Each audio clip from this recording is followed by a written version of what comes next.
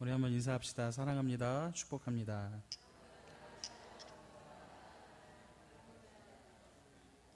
한 번 더 인사합시다. 우리 장로님, 권사님, 집사님, 우리 성도님, 형제님, 자매님, 목사님, 전도사님, 뵈니 살맛이 납니다.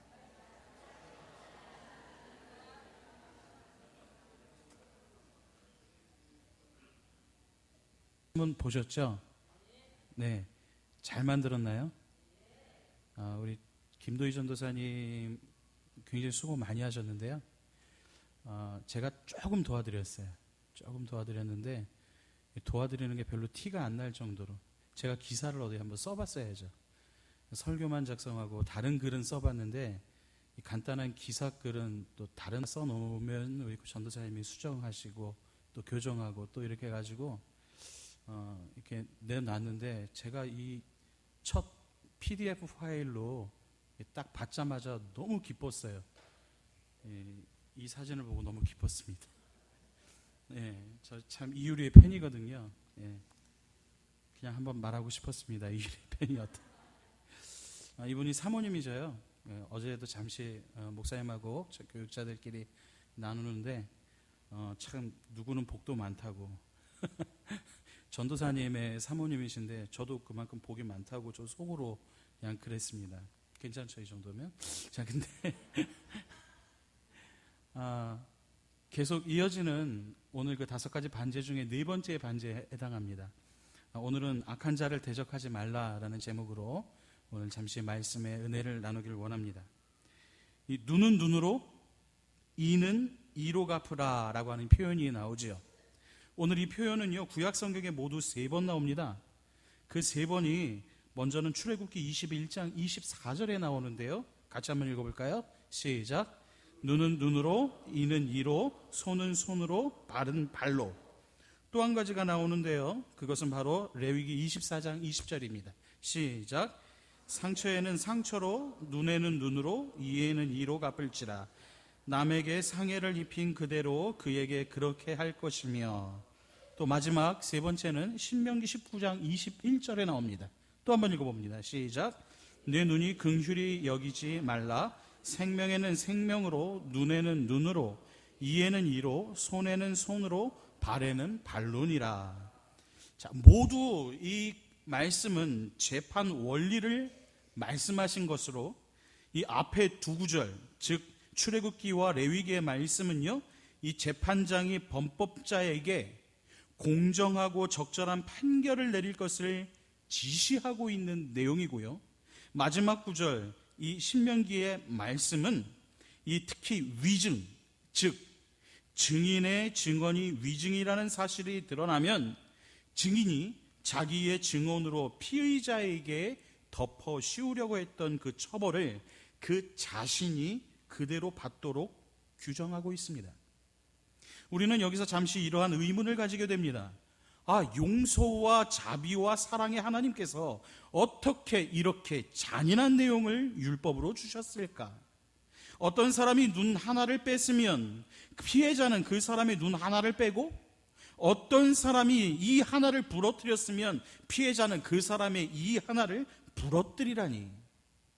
그러나 그것은 한낱 타락한 인간 실존에 대한 이해가 부족한 사람들의 생각일 뿐입니다. 왜냐하면요, 사람은 누군가에게 피해를 입었을 때 즉각적으로 뒤이어오는 우리의 생리적 본능은 분노와 복수심으로써 상대방에게, 자신에게 입힌 그 피해 그 이상으로 보복하려고 하는 성향을 지니고 있기 때문입니다. 그러므로 하나님께서는요, 이런 악한 인간의 심성과 이 행위를 제어하고 사회의 질서를 유지하기 위해 눈은 눈으로, 이는 이로 갚으라는 율법을 주신 것입니다. 즉 받은 피해 그 이상으로 복수하지 말아라 라고 하는 뜻이지요. 그리고 더욱 중요한 것은 상대방으로부터 피해를 입었을 때에 이 개인적으로는 보복을 해서는 절대로 안 된다는 것이고, 또 공정한 재판에 의해 사회의 질서를 유지하고 정의를 구현해야 한다는 것입니다. 범법자는 반드시 그 죄에 대한 형벌을 받아야만 합니다. 그러나 그 형벌은 개인적인 복수에 의해서가 아니라 사회의 안녕과 그 질서를 유지하기 위해 만들어져 있는 바로 이 국법에 의해 다스려져야 한다는 것입니다. 또한 피해자 역시도 정당하게 보상을 받아야 합니다. 따라서 이 계명이 의도하는 바는요, 바로 재판의 공정성입니다. 즉 형벌은 그 범죄에 부합하는 것이어야 하기 때문이죠. 두 번째는요, 불법적이고 악의에 찬 과도한 복수로부터 범죄자를 보호하는 것입니다. 아니, 범죄자를 보호하다니. 그러나 성경의 원리는 이들도 보호해야 된다는 것이죠. 그리고 세 번째, 마지막으로 범죄의 예방입니다. 그러나 예수님 당시의 바리새인들과 서기관들은 이 율법에 대해 문자적인 태도를 취하고 있습니다. 그래 다시 말해서 그들은 억제되어야 하기보다는 오히려 권장해야 할 것으로, 그리고 재판관들만을 위한 그러한 것에서 오히려 개개인에게 적용할 수 있는 것으로 만들었던 것입니다. 따라서 예수님은 오늘 본문에서 이러한 구약의 법 정신을 훨씬 더 뛰어넘는 하나님 나라의 율법을 선포하고 계시는 겁니다. 악한 자, 즉 피해를 입힌 자를 대적하지 말라, 오늘 본문에 나오는 말씀입니다. 그러면서 다음 네 가지의 구체적인 예를 들려 우리에게 들려주고 계십니다. 자, 첫째, 뇌 오른편 뺨을 치거든 왼편 뺨도 돌려대라 라는 것이죠. 여러분, 만화가 이현세 씨 기억하십니까? 이현세 씨는요, 반기독교적인 성향을 띤 작가로 유명합니다.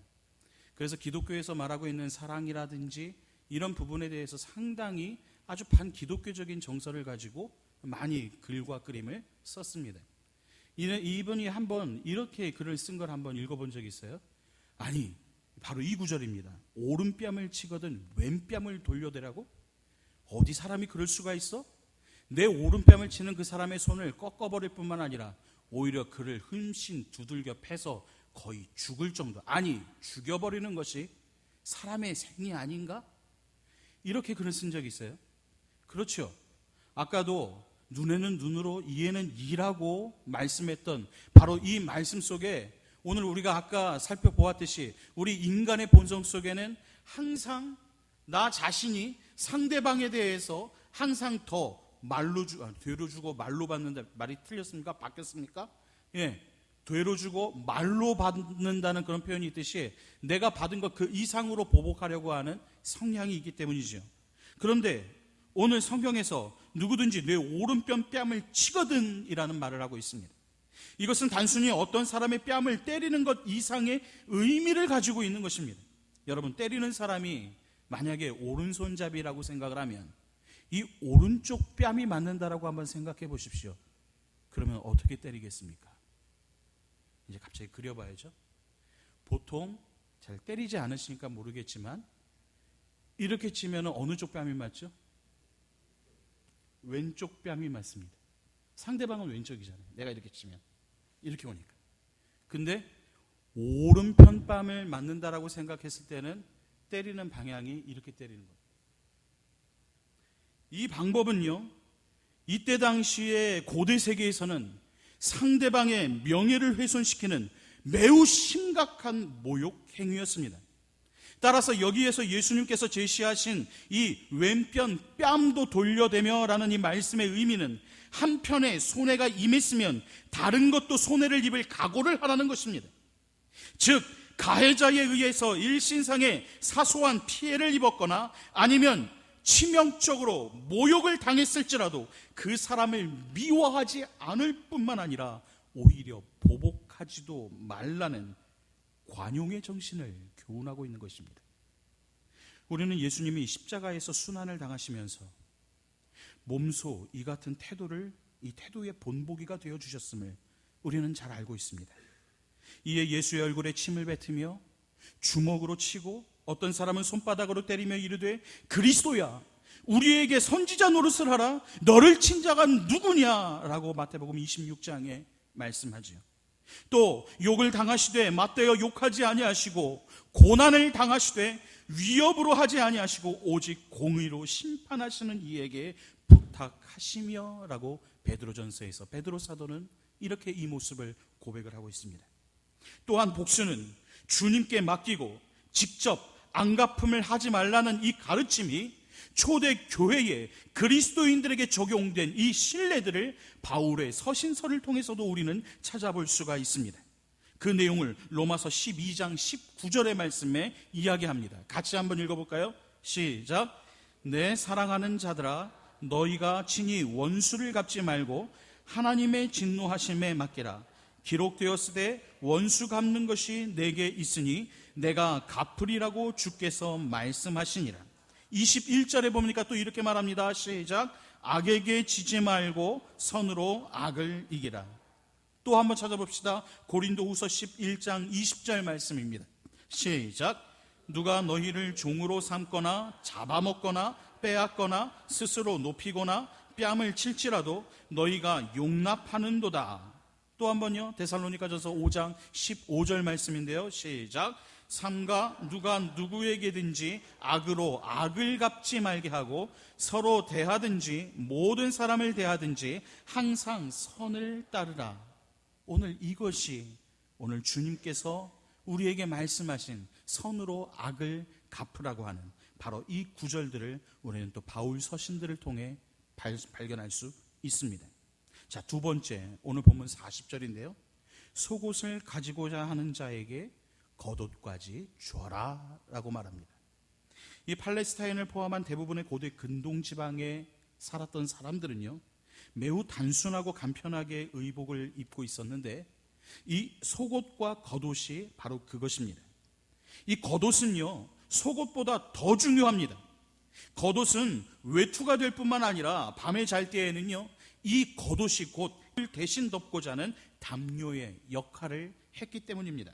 그래서 가난한 사람들에게 있어서는 그의 생명과도 같은 것이 바로 이 겉옷이었어요. 그로 인해서 구약의 율법은 아무리 채무자일지라도 그 채권자는 그의 겉옷만큼은 빼앗을 수 없도록 규정하고 있는 것입니다. 그것이 바로 출애굽기 22장 26절부터 27절에 나오는 내용이죠. 따라서 이 말씀은 악한 자와 더불어 싸우지 않기 위해서는 바로 값비싼 희생을 치러야 한다는 것입니다. 즉 자기의 권리만을 지나치게 주장하려는 자세를 제어하라는 말입니다. 세상은 법과 정의로만 살 수 없기 때문입니다.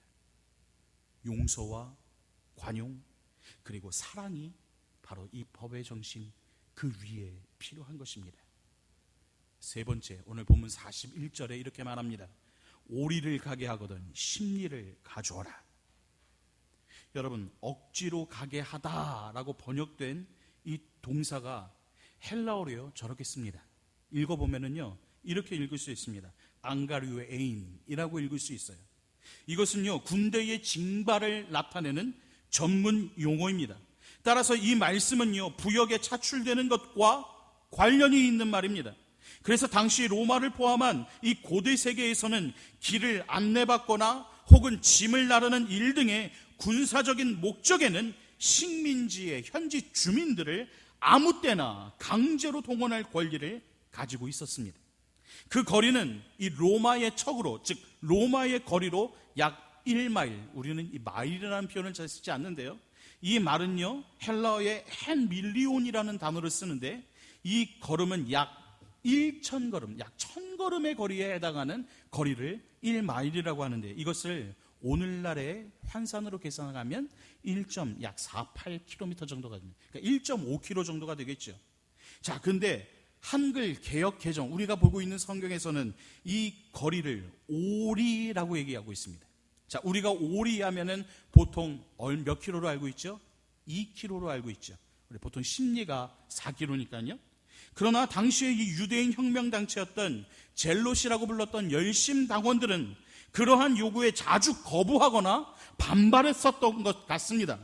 그래서 사회적으로 이 젤롯들의 이런 행위가 아주 큰 문제가 되었었어요. 그래서 식민지의 주민들을 이용하고 그들을 사용하는 데 있어서 로마 정부의 골칫거리가 바로 이 열심당원들이었죠. 따라서 이 말씀은 이 말에 우리가 얼마만큼 동의하실런지는 저 참 이 말씀을 준비하면서 참 고민을 했지만 그래도 한번 전하겠습니다.